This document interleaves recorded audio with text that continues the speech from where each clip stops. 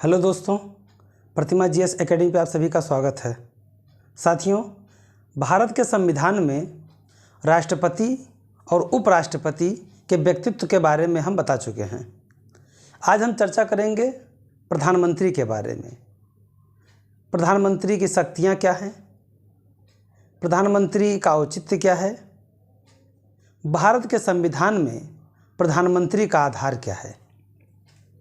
तो साथियों, भारत में कोई भी व्यक्ति जो भारत का नागरिक हो और 25 वर्ष पूरा कर चुका हो, वह प्रधानमंत्री बनने के योग्य होता है।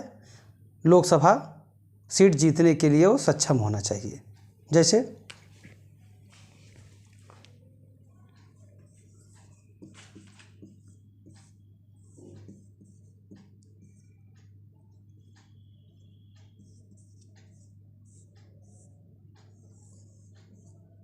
कोई भी व्यक्ति जो भारत का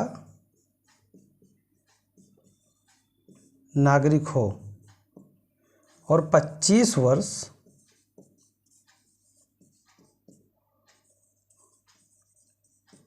पूरा कर चुका हो, यानी लोकसभा का चुनाव जीतने में सक्षम हो, वह पीएम बन सकता है। एक दूसरा और बात है कि एक तो 25 वर्ष है और दूसरा है अगर आप 30 वर्ष के हैं, यानी राज्यसभा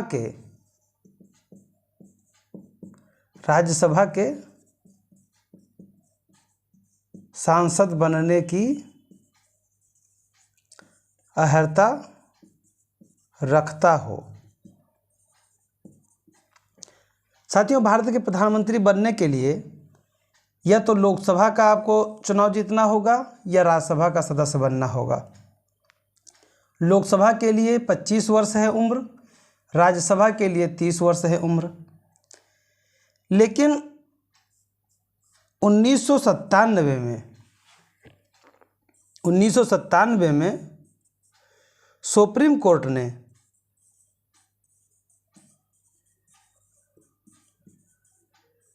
यानी सर्वोच्च न्यायालय ने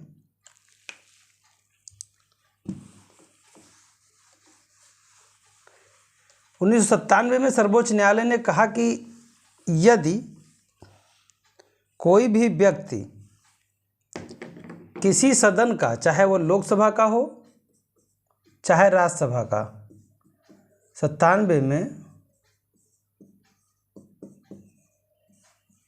सुप्रीम कोर्ट ने निर्णय दिया, सुप्रीम कोर्ट का निर्णय 97 में सुप्रीम कोर्ट का निर्णय आया और सुप्रीम कोर्ट ने कहा कि कोई भी व्यक्ति यदि किसी सदन का, चाहे वह लोकसभा हो चाहे वह राज्यसभा हो, का सदस्य नहीं है, फिर भी 6 माह तक पीएम रह सकता है। परंतु उसे 6 माह के अंदर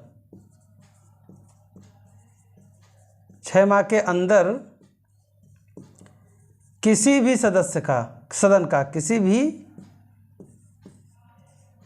सदन का सदस्य बनना पड़ेगा,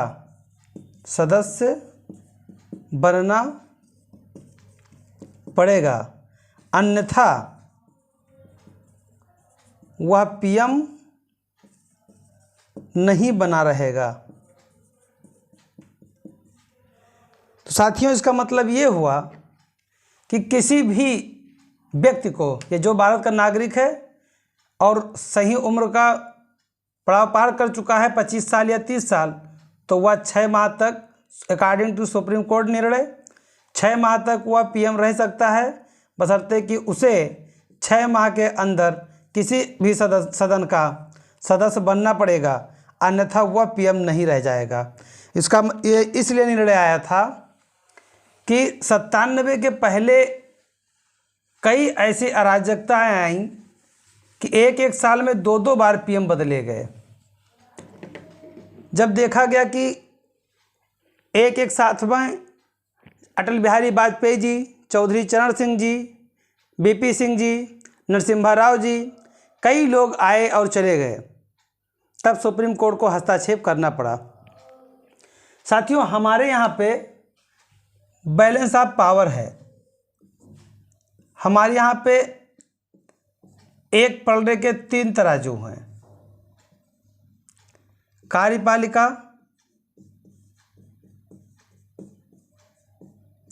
विधायिका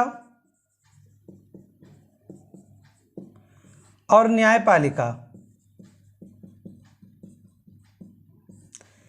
तीनों की अपनी अपनी शक्तियां हैं और तीनों एक दूसरे से जुड़े हुए भी हैं। विधायिका नियम बनाती है, न्यायपालिका इसको चेक करती है, जब ये डन करती है तो फिर विधायिका इन्हें भेजती है और ये जनता पे इम्प्लीमेंट करते हैं। लेकिन यदि विधायिका ने कोई कानून बनाया, न्यायपालिका ने डन किया, लेकिन कार्यपालिका ने उसको सही तरह से लागू नहीं किया तो न्यायपालिका इन पे शिकंजा कसेगा कि आप क्यों नहीं कर रहे हैं। ठीक उसी प्रकार से अगर न्यायपालिका ने अपने कार्यों का निर्वहन सही से नहीं किया तो विधायिका उस पर हस्तक्षेप करता है और संशोधन के द्वारा निर्णय लेता है।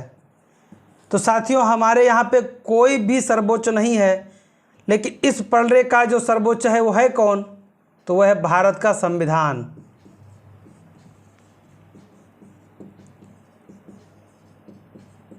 भारत का संविधान सब कुछ है और संविधान के अंतर्गत ये तीनों पलड़े आते हैं और ये जनता के माध्यम से चलाए जाते हैं।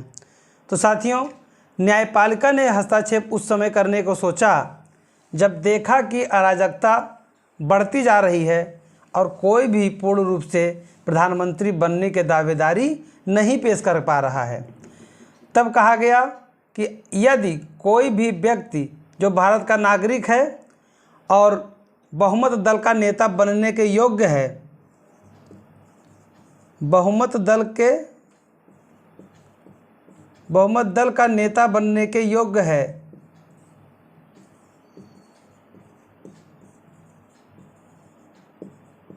तो उसे बना देना चाहिए और 6 माह का समय देना चाहिए कि सदस्य बन जाए। दूसरी ओर एक बातें और कही गई कि यदि व्यक्ति ने तत्काल रूप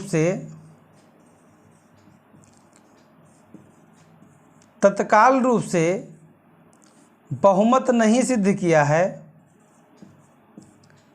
तो उसको 1 माह का समय देना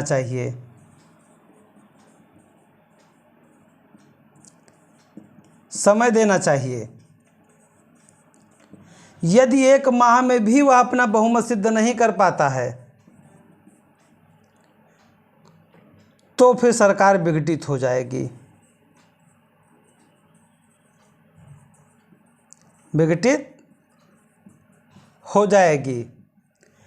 तो साथियों, किसी को भी प्रधानमंत्री बनने के लिए किसी भी सदन में अगर सदस्य नहीं है फिर भी 6 माह तक बन सकता है और यदि उसका बहुमत नहीं प्राप्त है तो 1 माह के अंदर बहुमत सिद्ध करने का मौका मिलता है। साथियों, राष्ट्रपति प्रधानमंत्री को नियुक्त करता है। राष्ट्रपति प्रधानमंत्री को नियुक्त करता है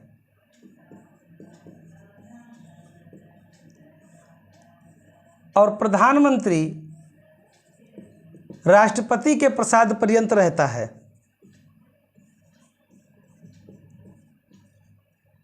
प्रसाद पर्यंत रहता है। अब ये प्रसाद पर्यंत क्या होता है? साथियों, जिसके विवेकानुसार हम कार्य करें, जो मुझे चाहे जब हटा दे, इसको कहते हैं प्रसाद पर्यंत। मतलब जब तक उसका प्रसाद, उसका हाथ उसके सर पे है, तब तक वो उस पद पे है। तो क्या जब चाहेगा राष्ट्रपति प्रधानमंत्री को हटा देगा?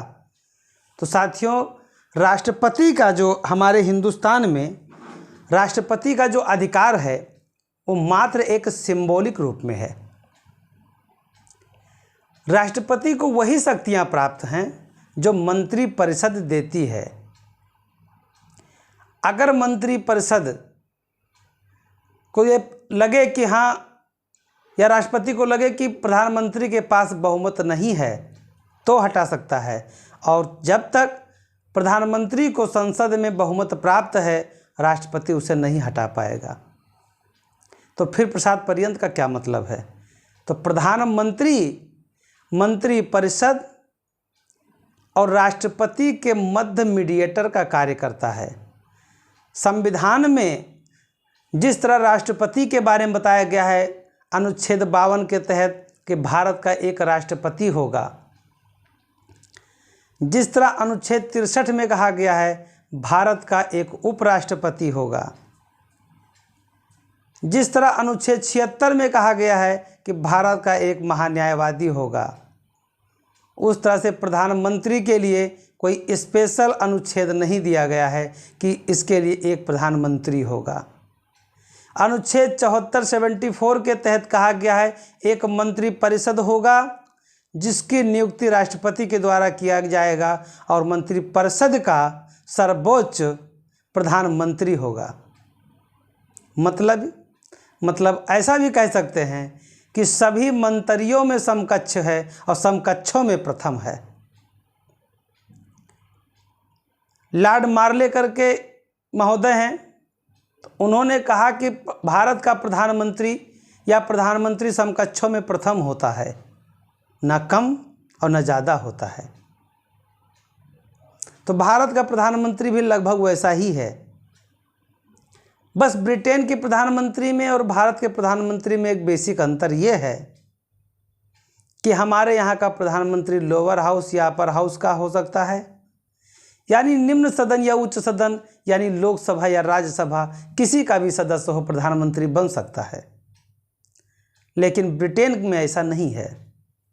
ब्रिटेन में प्रधानमंत्री बनने के लिए आपको निम्न सदन का होना जरूरी है, यानी आपको प्रतिनिधि बनकर चुनाव जीत के आना आवश्यक होगा। यानी आप लोकसभा के अगर वहाँ पे सदस्य नहीं हैं तो आप प्रधानमंत्री नहीं बन पाएंगे। तो क्या भारत में कभी ऐसा हुआ कि कोई राज्यसभा का सदस्य रहा हो, प्रधानमंत्री बना हो? तो अभी तक ऐसे 3 महोदया हैं, महोदया और महोदय मिला करके हैं। सबसे पहले 1966 में श्रीमती इंदिरा गांधी जी जब प्रधानमंत्री बनी, तब वह लोकसभा के सदस्य नहीं थीं। 1966 में प्रधानमंत्री बनने के समय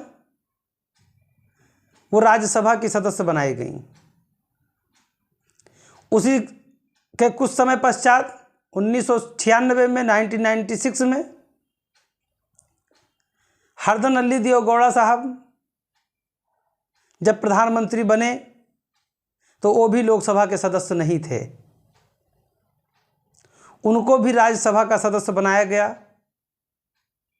और फिर 2004 में और 2009 में हमारे प्रधानमंत्री थे डॉक्टर मनमोहन सिंह।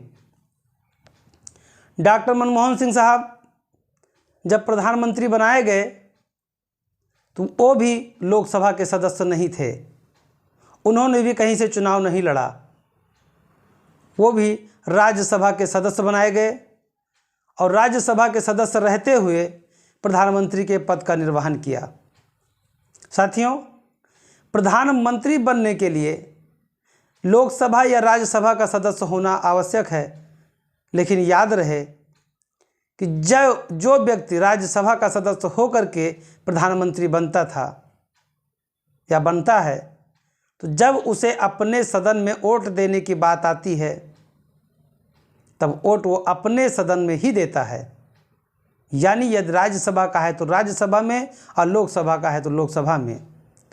तो फिर यह उत्तरदायी किसके प्रति होगा?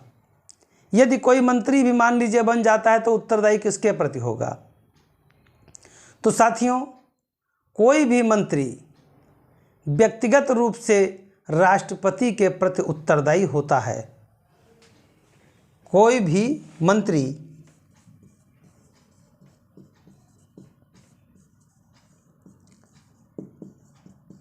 मंत्री व्यक्तिगत तौर पे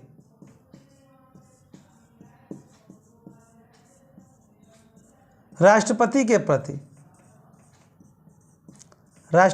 प्रति उत्तरदायी होता है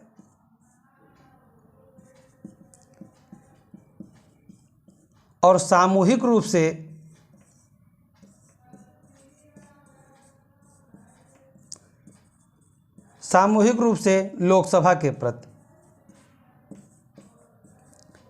लोकसभा के प्रति उत्तरदायी होता है। अब मान लीजिए कि व्यक्ति जो मंत्री बना है वह राज्यसभा का सदस्य है, फिर वह किसके प्रति उत्तरदायी होगा? तो उसके लिए भी यही लागू होता है, व्यक्तिगत तौर पर राष्ट्रपति, सामूहिक तौर पर लोकसभा। लेकिन जब मत देने की बात आएगी, जब वोट देने की बात आएगी, तब वह मंत्री राज्यसभा में ही वोट करेगा, लोकसभा में नहीं करेगा। तो ये बेसिक पॉइंट है एक प्रधानमंत्री के लिए जो आप लोगों को जानना बहुत आवश्यक है। अब हम चलते हैं मुख्य अनुच्छेद पर।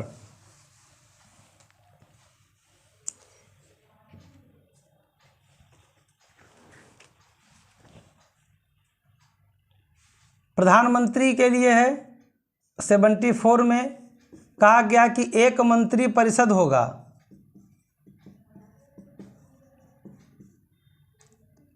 जो राष्ट्रपति का सहयोग करेगा, राष्ट्रपति का सहयोग करेगा। तो साथियों, जैसा कि मैंने बताया था कि राष्ट्रपति सर्वे सर्वा होता है, राष्ट्रपति संवैधानिक प्रमुख होता है, राष्ट्रपति कार्यकारी प्रमुख होता है। लेकिन साथियों, ये ध्यान रहे कि प्रधानमंत्री राजनैतिक प्रमुख होता है। राष्ट्रपति को सलाह देने के लिए एक मंत्री परिषद होगा, लेकिन उसको चलाने के लिए एक प्रधानमंत्री होगा। प्रधानमंत्री के अनुसार कार्य करेगा तो क्या राष्ट्रपति का अपना कोई विवेक नहीं होगा? तो साथियों, 42वां संविधान संशोधन अधिनियम 1976 के तहत इंदिरा गांधी के शासन में ये बातें कही गई कि राष्ट्रपति वही करेगा जो मंत्रिपरिषद कहेगा। अब राष्ट्रपति के जो व्यक्तित्व है उस पे प्रश्न चिन्ह लग गया कि क्या इतने बड़े लोकतंत्र में अब राष्ट्रपति का औचित्य नहीं रह गया है? क्या वह उसके पद की कोई गरिमा नहीं रह गई है? क्या वह ये देखते हुए भी कोई निर्णय गलत लिया गया है, कोई अपना निर्णय नहीं ले सकता? तब आगे चल करके जनता गवर्नमेंट आई, गैर कांग्रेसी सरकार। पहले व्यक्ति थे मोरारजी देसाई महोदय। मोरारजी देसाई महोदय के नेतृत्व में जब सरकार बनी जनता सरकार बनने के पश्चात 44वां संविधान संशोधन अधिनियम 1978 बनाया गया। उसमें इसमें कुछ लचीलापन देखा गया। मोरारजी देसाई गवर्नमेंट के संशोधन में कहा गया कि भारत के राष्ट्रपति कार्य तो करेंगे, लेकिन एक बार पुनर्विचार के लिए लौटा सकते हैं, इनके पास शक्ति होगी। यदि संसद किसी विनियम को पुनर्विचार के लौटाने के पश्चात संशोधन करने के साथ ही अथा गैर संशोधन के साथ ही पुनः अगर वापस भेजता है राष्ट्रपति के पास, तो राष्ट्रपति अपनी अनुमति देने के लिए बाध्य होगा। तो यहाँ पे उनकी सम्मान में यदि कोई वो पुनर्विचार के लिए लौटा देते हैं तो उनके सम्मान में माना जाता है कि दोबारा विधेयक नहीं भेजा जाता है। यदि बहुत ही आवश्यक है तो कुछ संशोधन करने के बाद भेजा जाता है, एज इट इज़ नहीं भेज दिया जाता है। ऐसा मानवीय के रूप में, उनके सम्मान के रूप में किया जाता है। तो अनुच्छेद 74 में ही कहा गया है कि एक मंत्रिपरिषद होगी जो राष्ट्रपति को सलाह देगी। इसके मतलब राष्ट्रपति अपने कार्यों को जो भी करता है अपने स्वविवेक से नहीं करता है। अनुच्छेद 75 में कहा गया है प्रधानमंत्री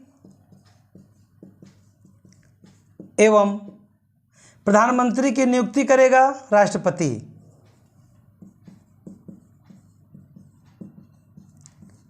नियुक्ति करेगा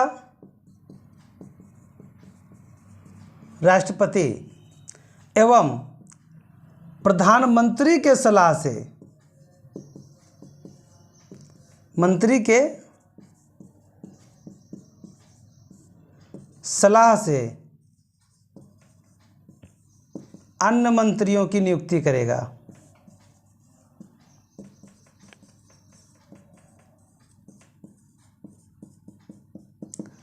अन्य मंत्रियों की नियुक्ति करेगा।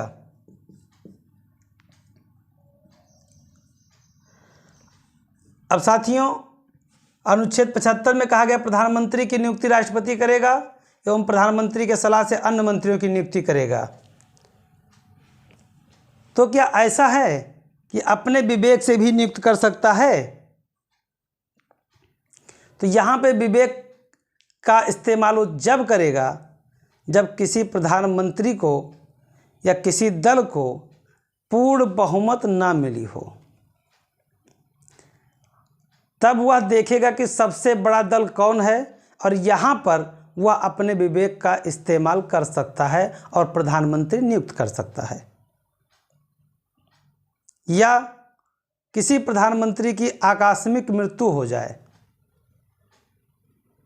या किसी गठबंधन दल के प्रमुख नेता को बुला लिया जाए, तो क्या अभी तक ऐसा किसी बार हुआ है? या मात्र संविधान में कहे गए प्रावधानों के अनुसार है? तो संविधान में यह कहा गया है कि राष्ट्रपति अपने विवेकानुसार शक्ति का इस्तेमाल कर सकता है, लेकिन किया है या नहीं किया है ये तो हमें आपको जानना होगा। तो साथियों, सबसे पहले जब जनता सरकार बनी तो उस समय नीलम संजीवा रेड्डी महोदय हमारे महामहिम हुआ करते थे। नीलम संजीवा रेड्डी महोदय उस समय राष्ट्रपति थे और 1979 में यानी 1979 में जब जनता सरकार बननी थी तो पूर्ण बहुमत नहीं था किसी के पास। तब नीलम संजीवा रेड्डी महोदय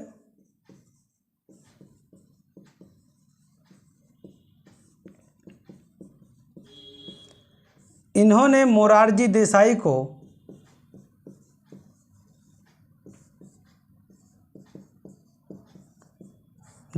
प्रधानमंत्री नियुक्त किया।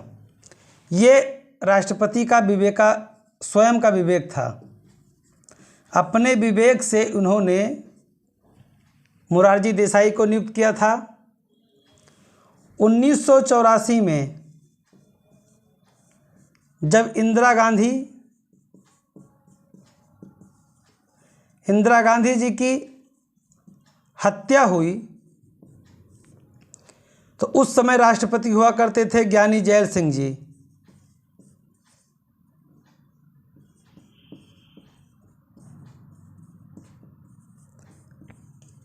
ज्ञानी जैल सिंह जी उस समय राष्ट्रपति थे। इन्होंने राजीव गांधी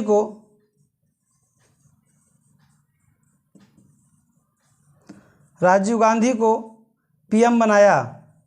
बाद में सर्वदलीय बैठक हुई, संसदीय समिति की बैठक हुई और उनको प्रधानमंत्री नियुक्त किया गया, सर्वसम्मति से स्वीकार किया गया। ऐसे ही 1997 में,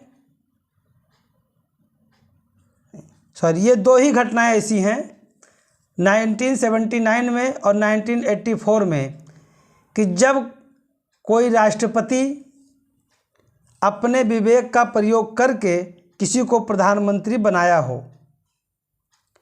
साथियों, राष्ट्रपति उसी समय अपने विवेक का प्रयोग कर सकता है जहाँ पे संविधान मौन होता हो या कोई ऐसी अराजकता आ जाए कि जब संसद में निर्णय लेने की ज़रूरत महसूस की जाए। अनुच्छेद 77 में कार्य संचालन की बात बताई गई है।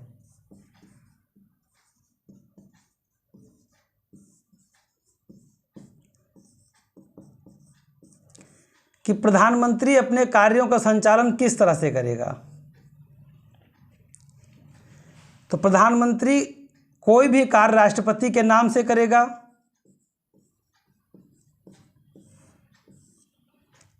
राष्ट्रपति के नाम से करते हुए कार्यों का संचालन करेगा, यानी मुखिया के तौर पर राष्ट्रपति को और मीडिएटर के तौर पर मंत्रियों, और इनके बीच का जो कड़ी है वही है पीएम,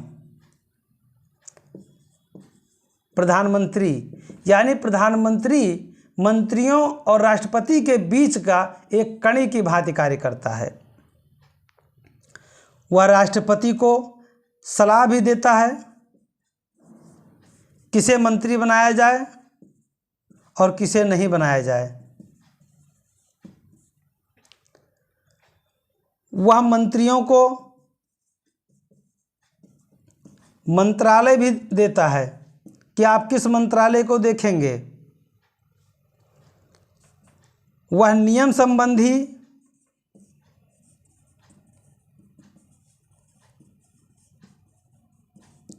कार्यों में भी निर्णय देता है या सलाह देता है।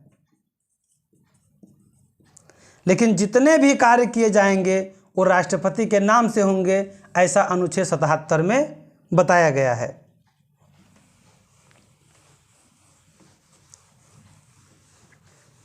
अनुच्छेद 78 में कहा गया है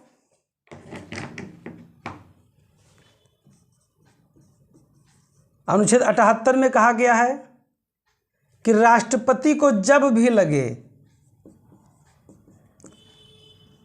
राष्ट्रपति को जब भी लगे कि कोई भी कार्य जो मंत्रियों के द्वारा किया गया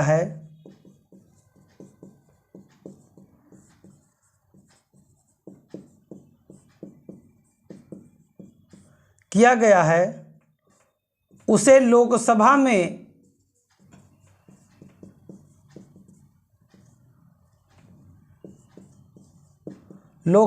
चर्चा नहीं हुआ है, तो वह प्रधानमंत्री से जानकारी मांग सकता है, और प्रधानमंत्री का यह कर्तव्य है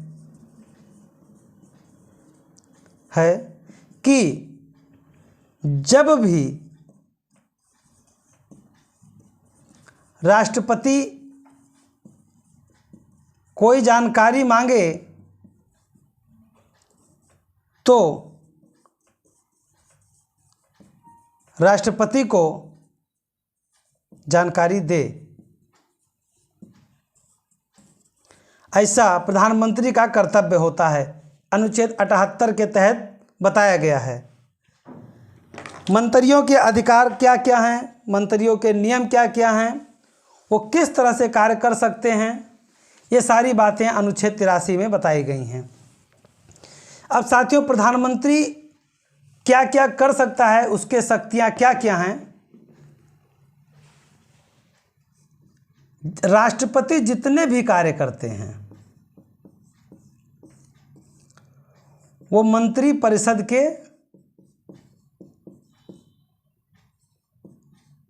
अनुसार करते हैं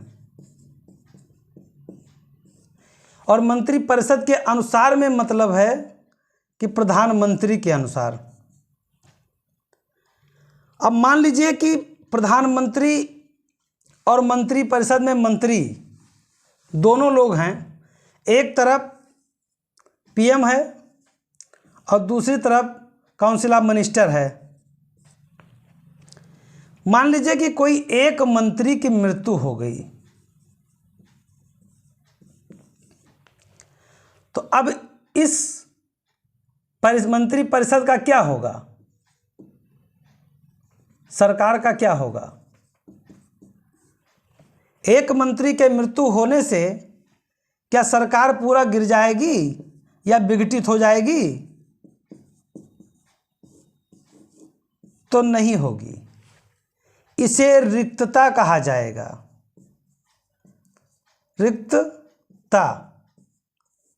रिक्तता कहा जाएगा क्योंकि माना जाएगा कि पद रिक्त हुआ है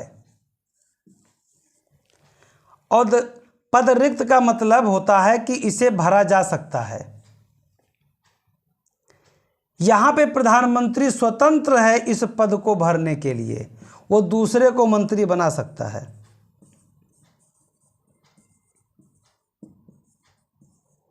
दूसरे को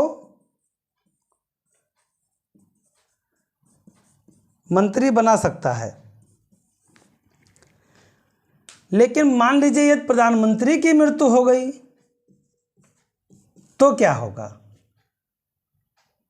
तो सरकार विघटित हो जाएगी, यानी कि लोकसभा विघटित हो जाएगी, शून्यता की स्थिति आ जाएगी। जब दोबारा कोई पीएम बनेगा तब फिर से पूरा मंत्रिपरिषद बनाया जाएगा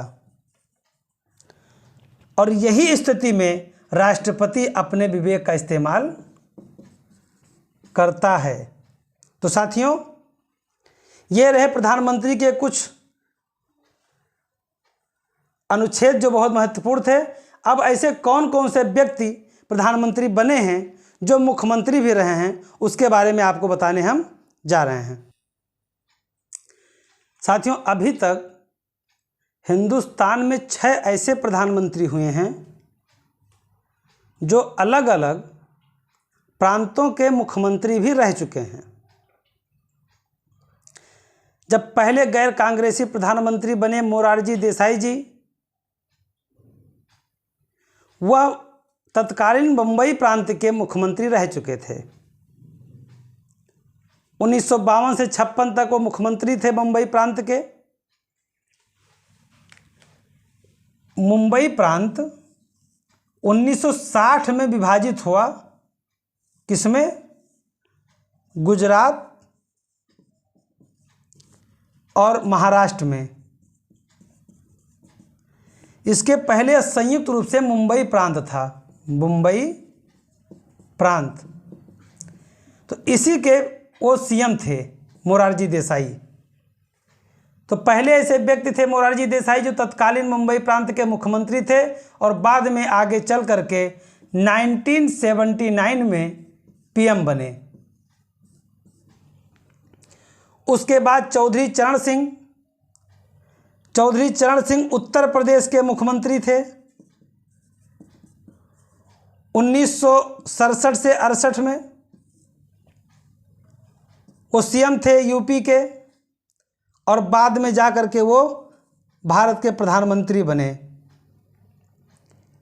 बीपी सिंह ये भी उत्तर प्रदेश के मुख्यमंत्री थे, आगे चल करके ये भी प्रधानमंत्री बने। यानी उत्तर प्रदेश के 2 ऐसे मुख्यमंत्री चौधरी चरण सिंह जी और बीपी सिंह जी मुख्यमंत्री जो थे वो बाद में पीएम बने।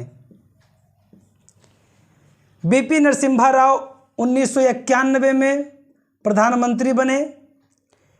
दक्षिण भारत के पहले ऐसे व्यक्ति, दक्षिण भारत के पहले ऐसे व्यक्ति जो प्रधानमंत्री बने वो राव साहब थे, पीवी नरसिम्हा राव। पीवी नरसिम्हा राव महोदय आंध्र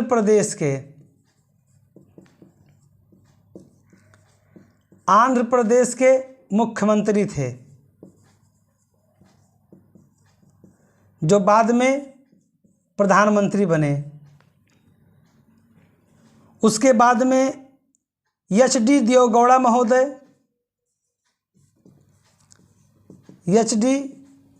देवेगौड़ा महोदय ये कर्नाटक के मुख्यमंत्री थे।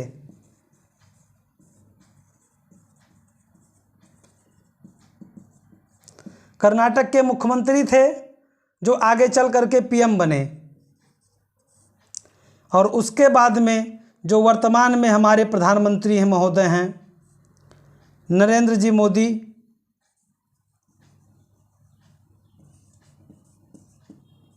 नरेंद्र दामोदर दास मोदी, ये 2014 में पीएम बने। उसके पहले ये गुजरात के सीएम थे, गुजरात के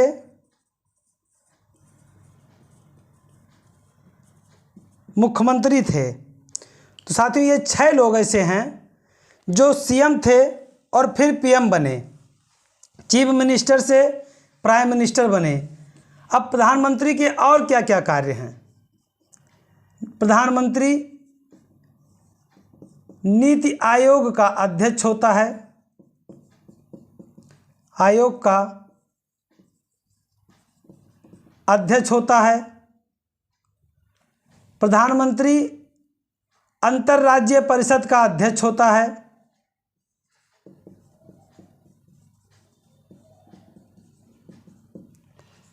आपदा प्रबंधन का अध्यक्ष होता है।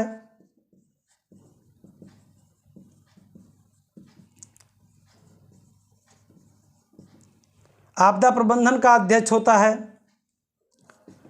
परमाणु शक्ति संपन्न, जो परमाणु शक्ति संपन्न कोई कार्य होता है परमाणु से संबंधित ये अधिकार इसी के पास होता है, यानी पीएम के पास होता है। तो साथियों प्रधानमंत्री के अलग अलग और अपने दायित्व हैं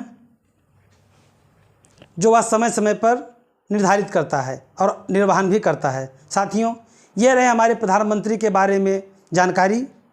मैं अपनी क्लास को यहीं पे समाप्त करता हूँ। धन्यवाद। जय हिंद, जय भारत।